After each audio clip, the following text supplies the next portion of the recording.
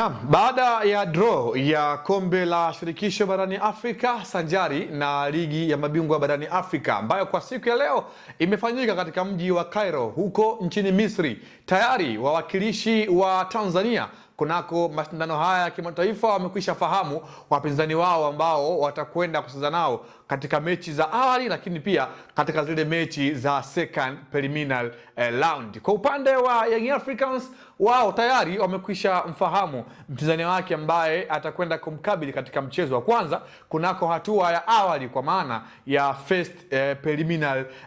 round. Huyu si mwingine ni Gaborone United kutokea huko nchini Botswana katika ukanda wa kusini mwa jangwa la Sahara, ambako Young Africans atakwenda kumkabili mpinzani huyu ambaye kimsingi ndiye bingwa wa ligi kuu soka nchini Botswana kwa msimu uliopita, akiwa ametoa ubingwa akiwa na alama 74, tofauti alama moja ambaye Yanga yeye tunafahamu kwamba alitoa ubingwa kwenye ligi kuu soka Tanzania bara kwa msimu uliopita akiwa ana alama 75. Hawa Gaborone ni miongoni mwa timu ambayo mara kadhaa imeshawahi kuonekana kunako Ardhi Tanzania, ikiwemo pia msimu uliopita tayari wameshawahi kuchezaga dhidi ya Simba katika uwanja wa Benjamin Mkapa, mechi ambayo ilitamatika kwa suluhu ya 0-0 sanjari na the way ambavyo wamekuwa wana mwenendo mzuri kwenye ushiriki wa mashindano ya kimataifa. Pengine anaweza asiwe mpinzani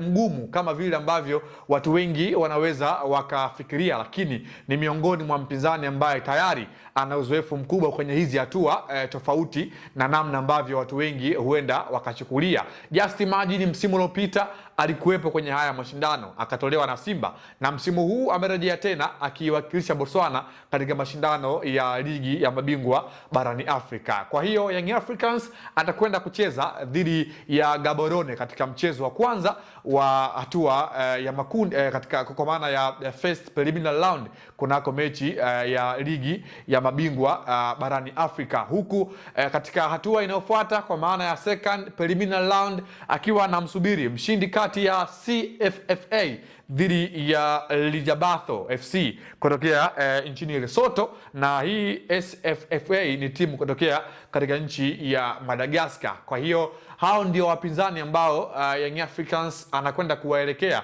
ama ataenda kucheza nao katika mechi za awali, endapo tu mambo yatakuwa kama vile ambavyo watu wengi wanategemea kuona. Ni wapinzani ambao katika upande wa majina hawana majina ya kutisha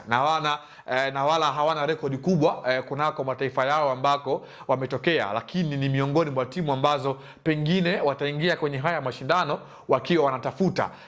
kitu kipi ambacho kitawafanya sasa watu wengi waweze kuwafahamu moja